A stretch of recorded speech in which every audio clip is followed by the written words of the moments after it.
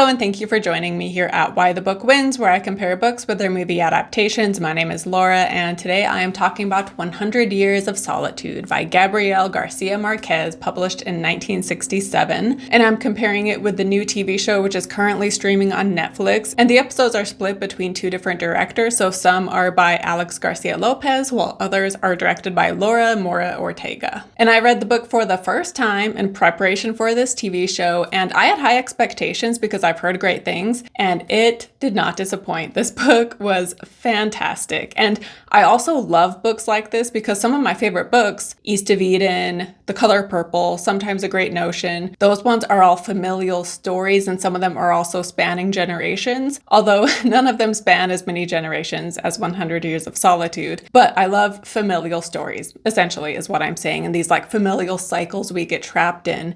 And that's what 100 Years of Solitude is about, really. And it also has a magical realism aspect to the story too, which I absolutely loved. I have a really hard time getting into fantasy books, but magical realism is perfect, where it's just like a little dab of fantasy here and there, you know? And then also the way he writes this book is interesting because he does a lot of telling, not showing. And this was a 5-star book. Again, it has become one of my favorites, so I'm not saying this as a complaint or a critique. It's just something I observed, that he does a lot of telling, not showing. But he tells us in such a beautiful way, right? And if he showed us things, then this book would have been insanely long because so much happens.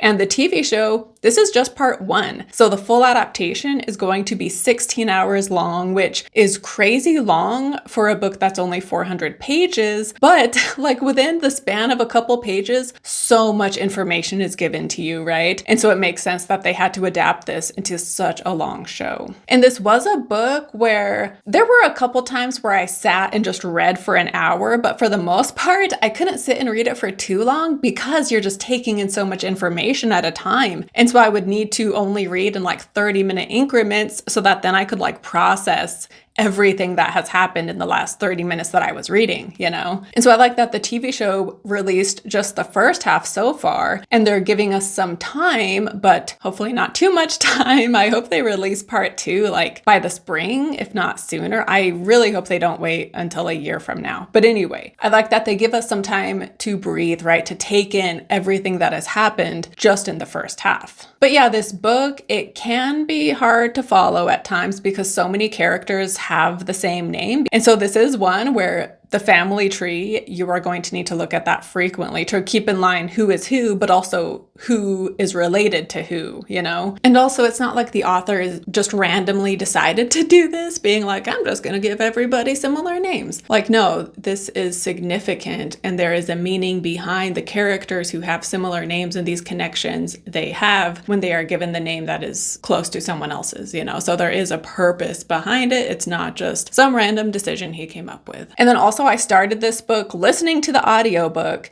but I realized that that was not a good method for me to take in this book because I was having a hard time paying attention to what was happening and who was who. So this is a book that I personally had to physically read because just listening, I was missing out on so much. So that is something I would recommend, is rather than just listening to the audiobook, I would recommend reading it for at least your first time. When I read it a second time, I'll probably use the audiobook more. But yeah, I feel like this is a book that needs to be physically read. Or at least I needed to physically read it in order to take in everything that is being told to us. Although I would say if you have seen the show first and then decide to read the book, maybe you would have an easier time following things because you already know who these characters are based on the show, right? But yeah, as said, I absolutely loved this book. It was fantastic, and I am really enjoying the TV show. And I don't know how any fan of the book could be disappointed because this is everything you could want from an adaptation of this book, I would think, right? And the author himself, I mean, this book was published in 67, but he would not sell the rights because he felt like a movie just wouldn't be able to capture everything within this book. And he also wanted to make sure that if it was adapted, that it was going to be done in Spanish, right? Because he's a Colombian author. And so yeah, this TV show is very faithful and it's including so much, and they have the time to include it all. And it was also done in Spanish. So I feel like the author himself would be really happy with this adaptation. But what I am really curious to hear is from from people who watched this show who knew nothing about the book, right? Or who knew practically nothing. So I would love to hear what you thought of this show. I would think that even if you have no backstory with this, you would still find the show just so bizarre and beautiful and sad and tragic and funny at times, and just as engaging as people who have read the book. So a lot of the reviews I've seen so far are from people who read the book. So again, if you went in knowing nothing, I would love to hear what your experience was like down below in the comments. But of course, book readers too.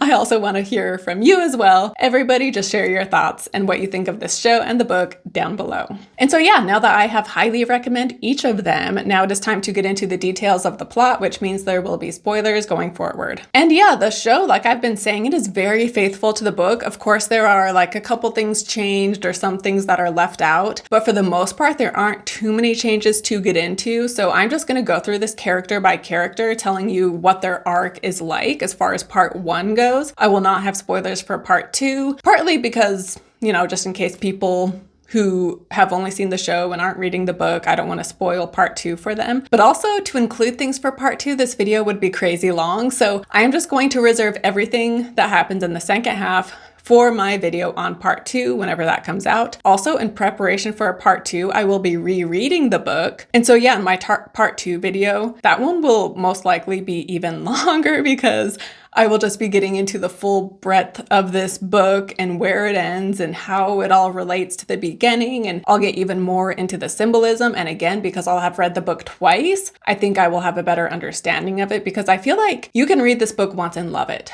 But I think to truly appreciate everything it's doing, I think you have to read it at least twice. So in preparation for part 2, that is what I will be doing. And so yeah, my part 2 video will be even more expansive than today's video, because today I am just focusing on what we see in part 1 of the show.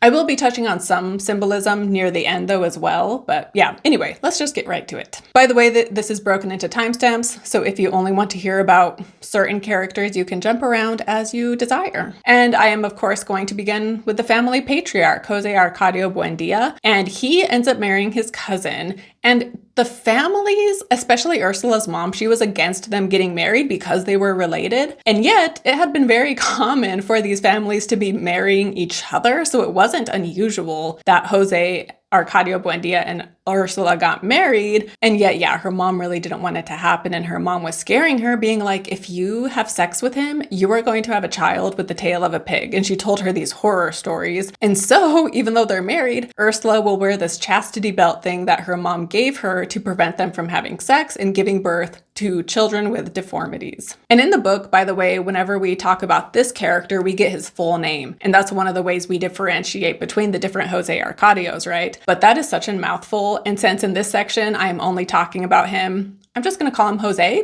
because saying his full name is so much.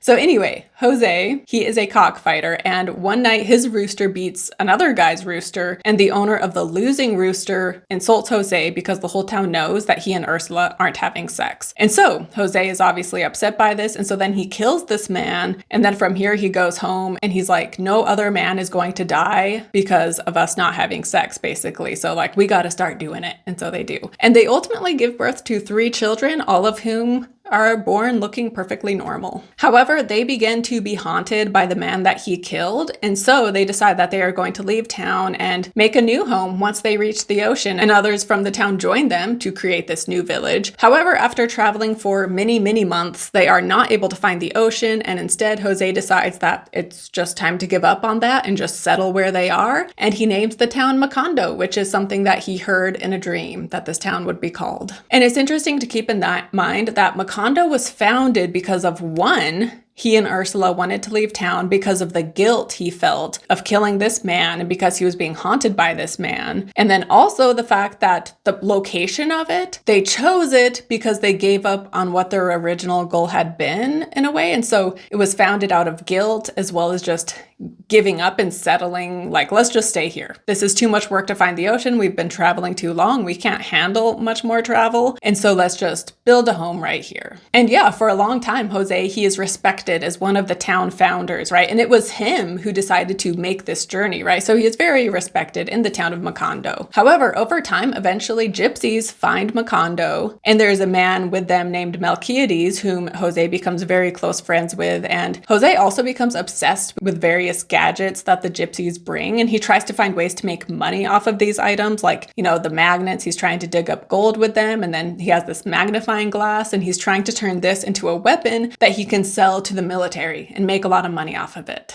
And then eventually Melquiades, he gifts Jose an alchemy lab, and Jose then spends all of his time in this room. However, despite Jose's desires to bring prosperity and riches and to make gold, he is never successful, and it is not due to him that the family prospers financially. But yeah, he just becomes so obsessed with learning as much as he can, right? And he's always experimenting, and he has all these scientific studies going on, and he's just so obsessed with finding out how everything works. And I loved the part when Ursula gets the pianola, which is like a piano that plays itself, and a guy comes and spends like a week putting this pianola together. And then the night before the party, when they are going to show it off, he takes it apart because he just has to know how it works. And I loved this aspect of his character, even though obviously, like, seeing it from Ursula's position, like, it would be so frustrating to be married to someone like this because he just gets so obsessive and he's melting her gold and he's selling their goats for these pointless things. But I also liked this aspect of his character. And then at one point he becomes obsessed with a camera, which they don't call it a camera. It's like, they call it a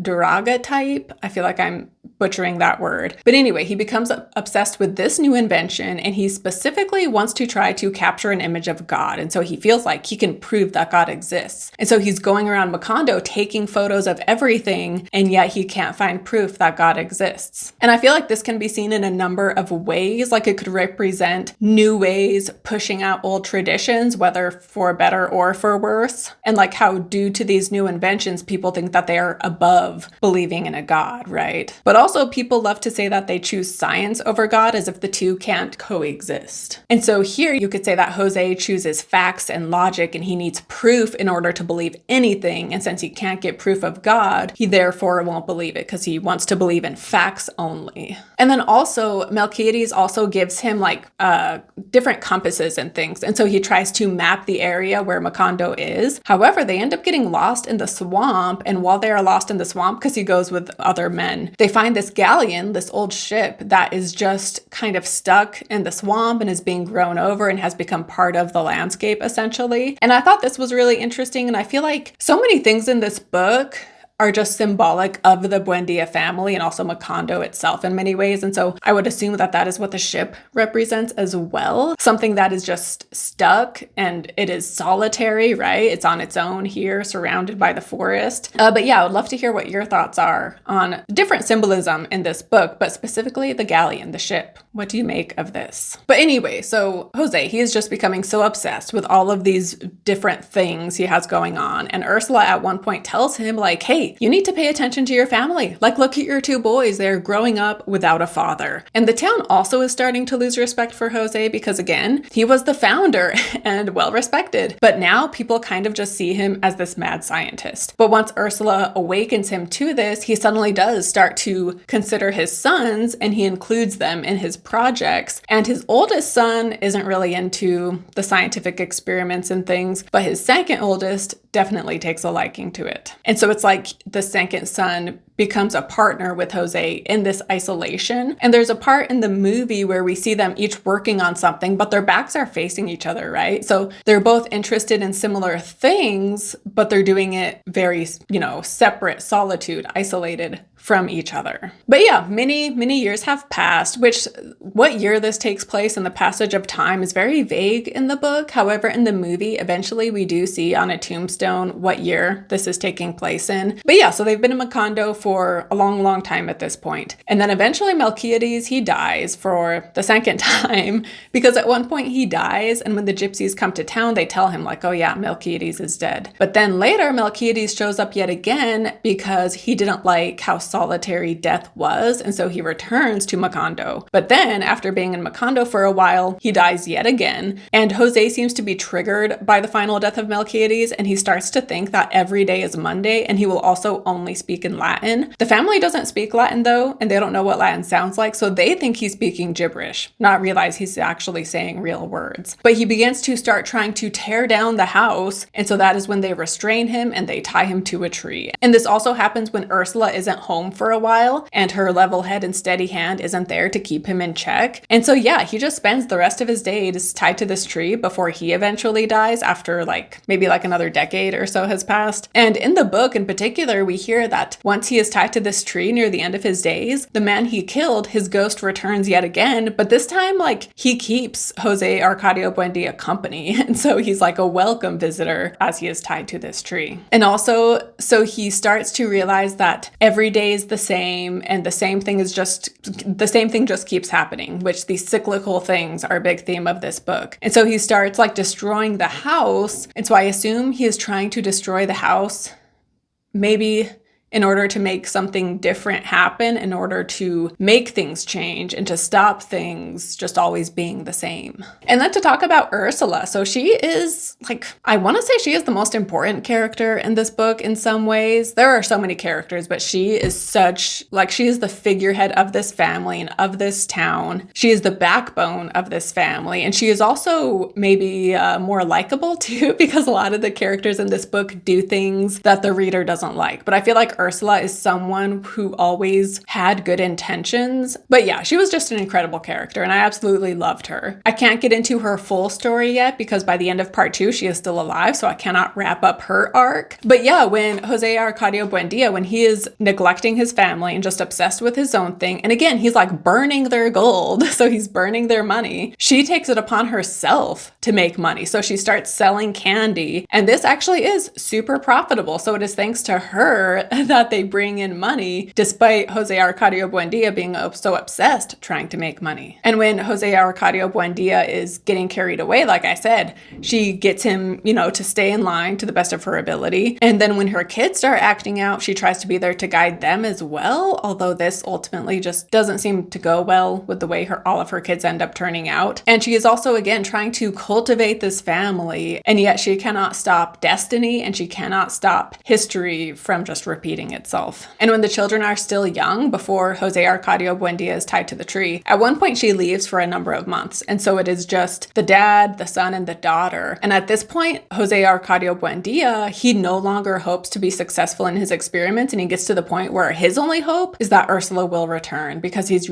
realizing what an important fixture she is in the family, in his life, and in Macondo. And then I will mention her a bit more as I talk about other characters again, because she impacts, everybody's life. But then yeah, ultimately her main character arc is something that I will have to save for part 2. But to move on to the children now. So their oldest son is named Jose Arcadio, and he was born while they were traveling to Macondo. And he is said to be very large. So his manhood is large, but also he himself in the book in particular is described as just being a big person. And again, he is not interested in his father's scientific studies, and what ends up getting his attention is he starts to have an affair with Pilar, and she is one of the members of the founding families of Macondo. And so the two of them begin an affair. However, she ends up becoming pregnant. And when she tells him this, he leaves with the gypsies and runs away, not to come back for many, many years. And by the way, I mentioned earlier how Ursula is gone for a period of time. And this is when Ursula leaves too, because Jose Arcadio runs off. And so Ursula leaves to try to find him. And she is gone for 5 months. And she is unsuccessful in finding her son. However, when she returns to the village, she brings more people to help populate Macondo. However, Jose Arcadio does eventually return. It's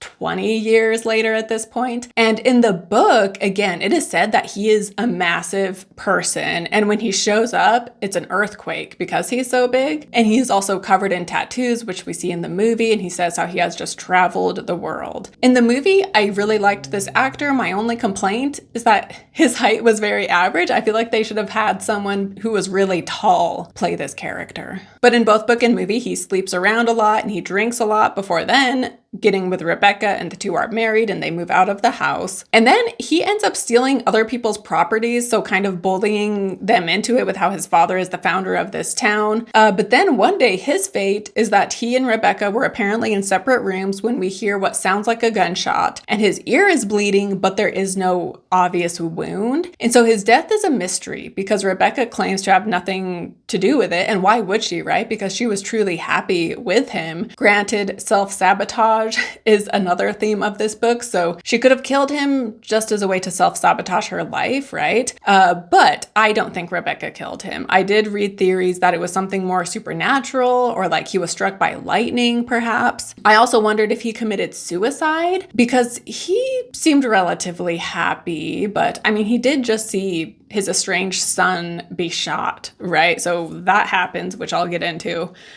But yeah, but then there's no obvious wound either. It's just his ear is bleeding. So, also in the book specifically, it says how his body has this burned smoke smell. And it is so strong that even when they bury him in the cemetery, they can still smell it. And years later, they cover his burial plot with cement. And that is what finally stops the smell from like getting out. But yeah, the burned smell too maybe implies that perhaps it was a lightning strike, right? But yeah, they say in the book and movie that it's the one mystery that was never solved in Macondo, and just no one knows for sure what happened. And so I would love to hear what your thoughts are, what your theories are, as well as what this symbolizes, right? Like, what does his mysterious death symbolize? Like, it could also be maybe some sort of karma, but yeah, anyway. Let me know your thoughts down below in the comments. But the second son in the family, I have such a hard time saying his name. I will just warn you right now, but Aureliano. His name is I can say it like on its own, but then when I try to say it in a sentence, I get stuck on it. But Aureliano. His name is Aureliano. Anyway, so Aureliano is the second son. And like I said, he takes a liking to his father's studies. And in particular, over time, he becomes obsessed with creating these little silver fishes. And so he lives very isolated for a long time, just, in his own world, doing his thing. Before one day, this guy shows up with his family, and he is bringing the government to Macondo, and Jose Arcadio Buendia hates this, and so he views this man as his enemy. But Aureliano falls in love with one of the daughters of this man, and Jose Arcadio Buendia is very upset by this because he sees him as his enemy. But Ursula is like, this is actually a good idea because this can help bring peace between our two families. Actually, by the way, before he tells his parents this, I forgot to mention, so he has, for the first time ever, he has these sexual desires due to the infatuation he has with this girl. And so he ends up being drawn to Pilar, the woman that Jose Arcadio had been sleeping with. And so the two of them also sleep together, and she can tell that he is obsessed with someone. So she's like, who is it? Who's the special girl? And so he tells her who, and at first she laughs at him, but then she agrees to help him to marry this girl. And so then he tells his family. And so then they go meet with this other family, and this is when he reveals which daughter in particular he wants to marry. And it is the youngest daughter. And in the book, the father says, he's like, out of all my daughters, you want to marry the one that still wets her bed. In the movie, they switch it to say, you want to marry the one that still plays with dolls. Because yeah, she is a child. She is very young. Her period hasn't even started yet. And so at first the families are like, what? But the parents decide, okay, you can marry her. Her name is Remedios, by the way. So they decide, okay, we'll let this wedding happen, but you need to wait until she at least gets her first period. And in the movie, I did like the actor they chose for Remedios, and I thought she definitely brought the spirit of this character. However, she definitely looked older than what I imagined in the book, because in the book, she's 10 years old or something? It was ridiculous. And then also on their wedding day in the book, I think it's Ursula and Amaranta, when they are congratulating her, they pick her up in order to kiss her on the cheek because that's just how small and little she is. So again, the movie, she looked a bit too old. I mean, she's clearly young, but she just didn't look that young. But maybe they were just like, that's too disturbing to actually show how young she was based in the book, so they aged her up slightly. But yeah, ultimately, so the two of them, when she gets her first period, they end up getting married. And Remedios, despite her young age, she is just full of grace, and she is very dignified in a sense. And she also just brings like a breath of fresh air into this home. And she also,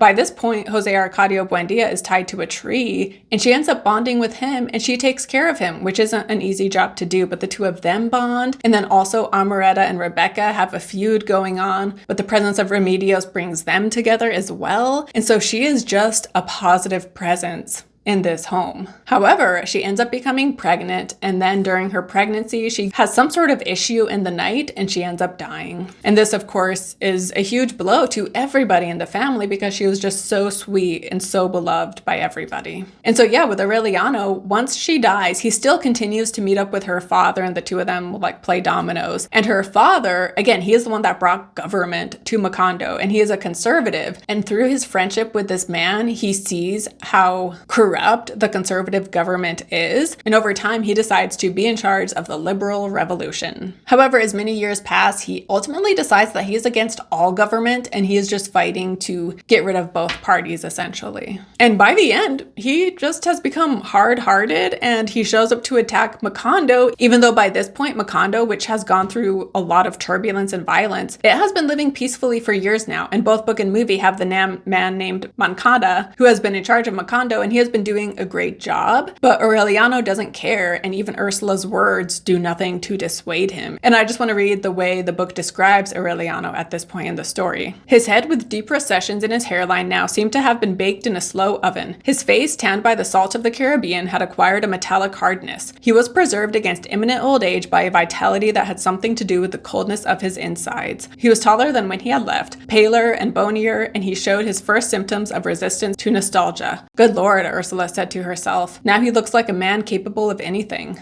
He was. The Aztec shawl that he brought Amaranta, the remembrances he spoke of at lunch, the funny stories he told, were simple leftovers from his humor of a different time. And also at a later point in the book, we hear him admit that the reason he kept fighting, it was just all about pride. His own pride. That is what kept him going. Because again, if he cared about peace, then Macondo, they were living peacefully, right? So he would have just let it go, but he refused to let it go. But also, as Ursula says in the movie, how like he is so used to war that he doesn't know any other way at this point in the end. And so yeah, part 2 ends with Aureliano and his army choosing to attack Macondo, choosing to attack his own town, despite his mother telling him like, just that you don't need to do this. Like, we've been living good and you are going to ruin things if you do this right now. And then now to talk about Amaranta. And this is another name I have a hard time with. So throughout this video, I keep saying it wrong. I believe it's supposed to be pronounced Amaranta. So I apologize for that as well. And then now to talk about Amaranta. So she is the third child. And when she is young, Rebeca shows up, who is distantly related to them, but her parents have died. And so she is brought up to be raised by the Buendias. And Amaranta is jealous of Rebeca, but the two, they become close to some extent as time goes on. But eventually an Italian guy comes to make their pianola, and he also teaches them how to dance. And both girls fall for him. His name is Pietro. And ultimately he falls for Rebeca, which makes Amaranta furious and insanely jealous. But over time, Ursula agrees to let Rebeca and Pietro get married, but Amaranta tells them that that day will never happen, even if Pietro has to walk over her dead body on his way out. And in the movie, we also see Amaranta cutting herself when she is upset over this happening with Pietro and Rebeca. However, this wasn't in the book, as far as I can recall. It says she would lock herself in the bathroom to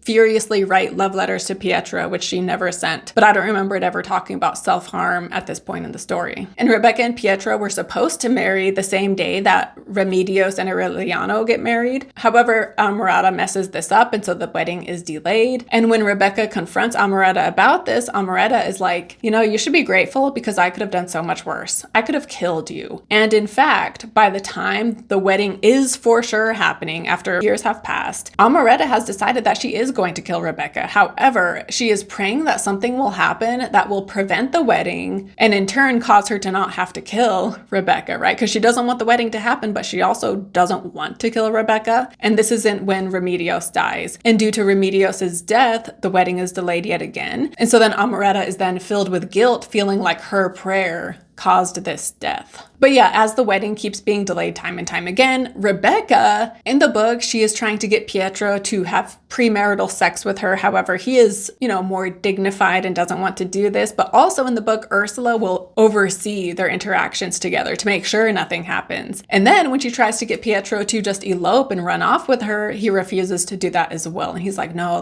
we should do this right. Let's just wait. And so by the time Jose Arcadio returns, she is still engaged to Pietro. However, when she sees Jose Arcadio, she is like, wow, now that is a man. And Pietro just looks like a shrimpy fop in comparison. And so she becomes super into Jose Arcadio. And people are like, you can't do that. You're brother and sister. But they're not brother and sister. They didn't even grow up together because Rebeca showed up after Jose Arcadio had already left. And then also, so they are distantly related because Rebeca is a relative of theirs. But I feel like it was fairly distant. I'm pretty sure Ursula and Jose Arcadio Buendia were a closer relation than Rebeca and Jose Arcadio. But anyway, the two of them decide they want to get married, and Ursula is, very upset about this because she doesn't want her family to intermarry. And so she basically cuts them off, and that is why they leave the house and find a new home next to the cemetery. And then, like I said, in the book, Jose Arcadio ends up dying, and from here, Rebeca shuts herself up in the house and is never seen publicly. And again, her full character arc is revealed in part 2 of the book. But to get back to Amaranta now, so after Rebeca marries Jose Arcadio, Pietro, he still comes over to the house, and now he just spends time with Amaranta. And so it's kind of expected that the two of them will marry. However, when he proposes to her, she tells him no, and she's like, if you love me, you will leave this house and never return. And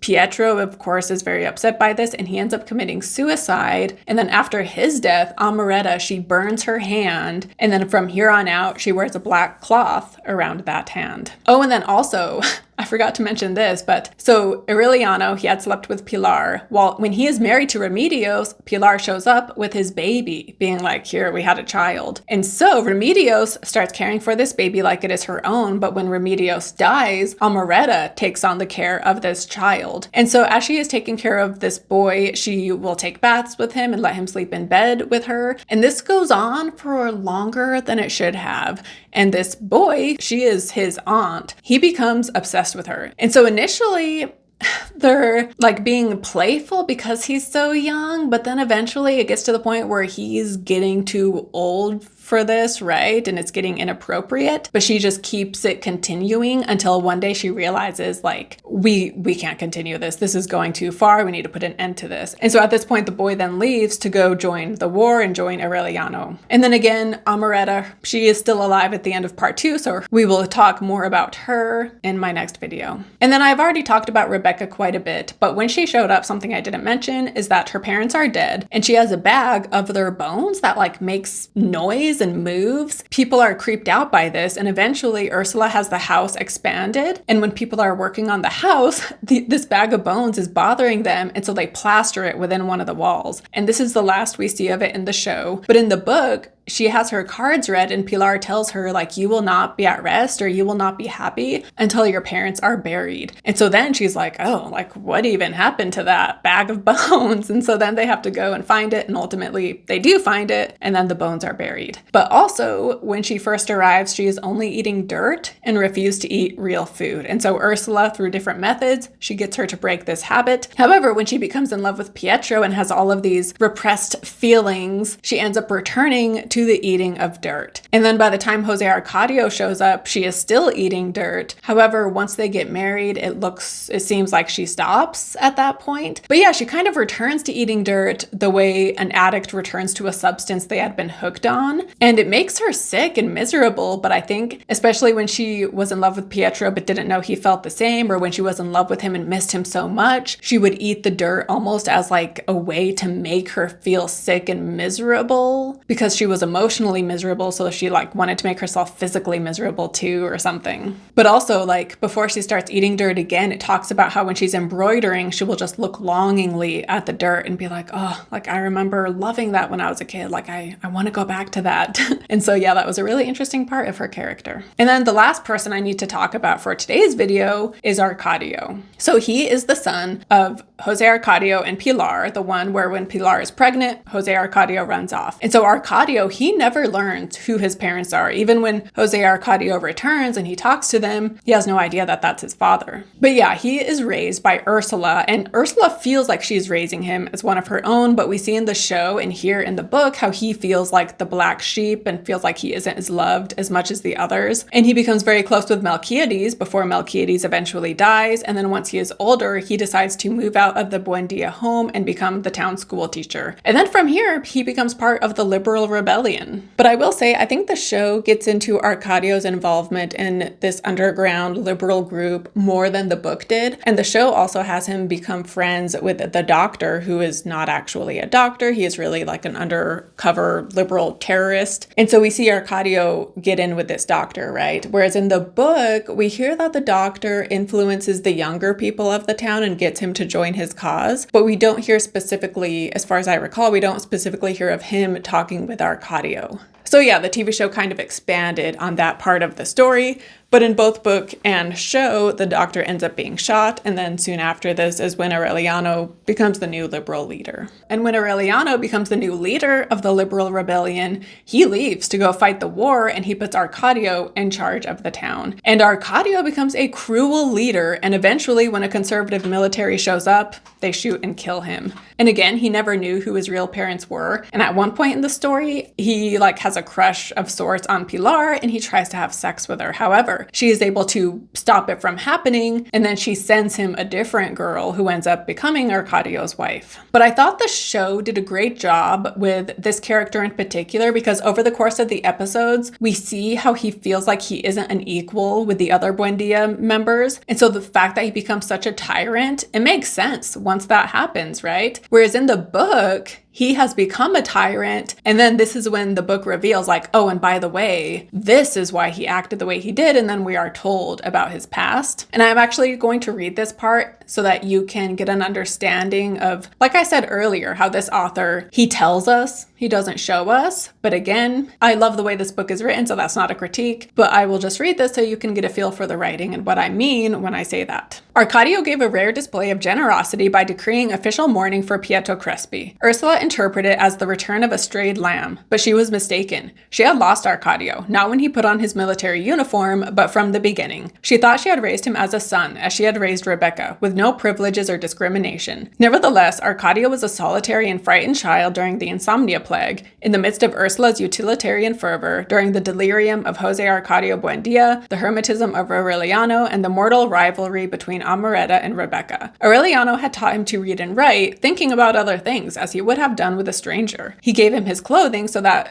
Visitacion could take it in when it was ready to be thrown away. Arcadio suffered from shoes that were too large, from his patched pants, from his female buttocks. He never succeeded in communicating with anyone better than he did with Visitacion and Catur in their language. Melquiades was the only one who really was concerned with him, as he made him listen to his incomprehensible texts and gave him lessons in the art of daguerreotype. No one imagined how much he wept in secret and the desperation with which he tried to revive Melquiades with the useless study of his papers. The school where they paid attention to him and respected him, and then power with his endless decrees and his glorious uniform, freed him from the weight of an old bitterness. One night in Caterino's store, someone dared to tell him, "You don't deserve the last name you carry." Contrary to what everybody expected, Arcadio did not have him shot. "To my great honor," he said, "I am not a Buendia." And so again, even though he's telling us, not showing us, he tells us in a beautiful way, and we also get such a feel for each of these characters still. And by the way, in the show, it is Ursula who says something to him about being a Buendia, and so it is to her that he says,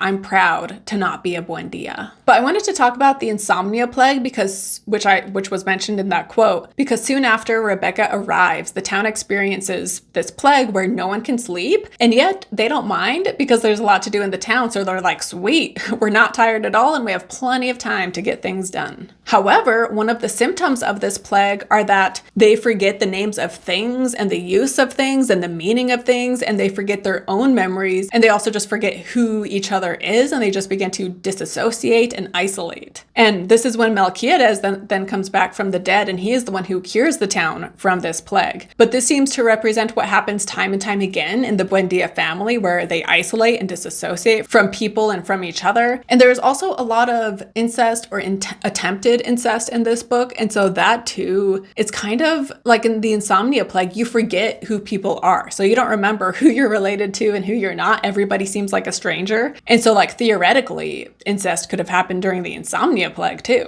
And certain members of the family, when they're attracted to each other, sometimes they know, like, you're my aunt and this shouldn't be happening, and yet they can't help it. But other times they don't know. It's because they were just never told who their parents were. And so, yeah, it's interesting how in some cases they're aware of it, but then other times they're not. But yeah, solitude, of course, is another huge theme here, hence the name. And Macondo is first started as a very solitary, isolated town cut off from everything. However, eventually the world does find it, right? You know, first it's the gypsies, but then government, wars, corporate greed, and organized religion all ends up finding Macondo. And in some ways, it is these connections with the outside world that ruin Macondo. So maybe it would have been better off if it had stayed solitary. And then, yeah, each member of the family seeks isolation in one way or another. And each of them are also very selfish while also being self-destructive. You know, Amaranta, she says no to Pietro despite the fact that she was preventing Rebeca and Pietro's wedding for years. And yet when she has the chance to be with him, you would think she would be like, yes, sweet, this is what I've wanted all along. And yet she tells him no. So she either did that because of one, she loved Pietro, and yet she is self-sabotaging and wanting to stay isolated and wanting to be miserable. Or maybe her pride was hurt because she was his second choice. Or maybe she just didn't love him and she just wanted Rebeca and everybody else to be unhappy, right? And so, yeah, just people isolating and destroying other people's lives and destroying their own lives. And then, yeah, Remedios, she was someone who brought the family together, and yet she dies so early on, and so with her death. And again, her presence was even bringing together Rebeca and Amaranta. And yet, again, she ends up dying, which causes the family to fall back into their isolation. And then also the town is surrounded by this swamp, right? And the swamp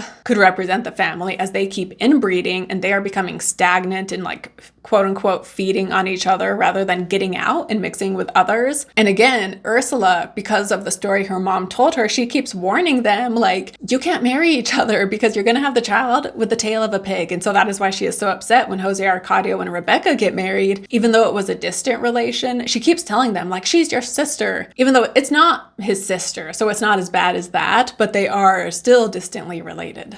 And then Aureliano, he is not attracted to a member of his family, but the girl he wants to marry turns out to be a child. And so that, even though Remedios was such a great character and she benefited the family, at the same time, it's just an example of like the weird sexual desires the members of this family have, I think. And also, so many of them keep being drawn to Pilar, like through the generations, which by the end of the part 1 of the show, Pilar is still alive. So she is someone I will talk about more in part 2. But she gets to know so many generations of the Buendia family, and so many Buendia men are drawn to her, even when they're related to her, unbeknownst to them, such as Arcadio. But then also we see that image of the snake eating itself, which again, that self-destruction and the inbreeding that is happening within the Buendia family, I think is represented by that symbol. And then also I wanted to talk about ice because the beginning of the book and show begins with Aureliano facing the firing squad, which, by the way, in both book and movie, they threaten to shoot him, but ultimately Jose Arcadio, his brother, saves him from this happening. But yeah, when he is facing the firing squad, thinking he is about to die,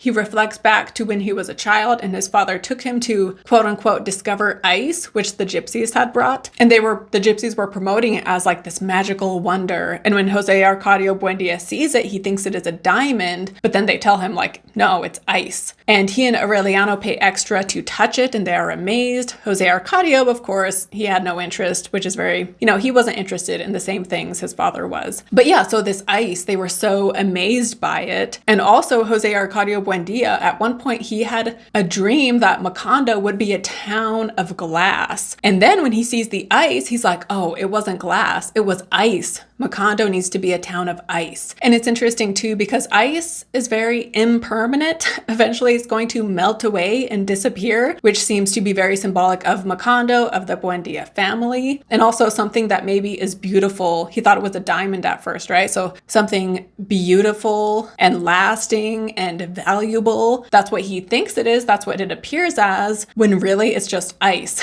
Something which at the time ice was valuable. But ultimately, ice just disappears and it's not as valuable as a diamond. And again, I think this is very symbolic of Macondo and the Buendia family. And yeah, so I guess that wraps it up for my video for today. There is going to be so much to get into in my part 2 video, but I am so excited for it because, like I said, reading the book a second time, I think it will give me even better insight, and there will be so much to just break down in that video. And the ending of the book, it's just so good. And there are so many things that happen in the second half of the book that I absolutely loved. So I am so excited for part 2, and I am so excited to reread the book and then film that video sharing everything with you guys. And so yeah, I am not going to do a book versus show ending right here. I mean, if I had to say, I would say the book wins between part 1, but again, I am loving the show. And let me hear your thoughts down below in the comments, how you are liking the show so far, what you think of the book, how many times have you read the book? Because again, this is one, like, you know, I've reread books that I consider my favorite. Most of them I've read twice, but I could see this one being one that you could read so many times and each time learn something new from it. So anyway, let me know how many times you have read this book. And yeah, stay tuned for my part 2 video. We, as of right now, do not know when it is being released, but as soon as I am aware of the release date, I know I will be posting about it on Instagram. So yeah, stay tuned for that part 2 video. And thank you so much for watching this. Don't forget to like and subscribe, and I will see you next time. Bye.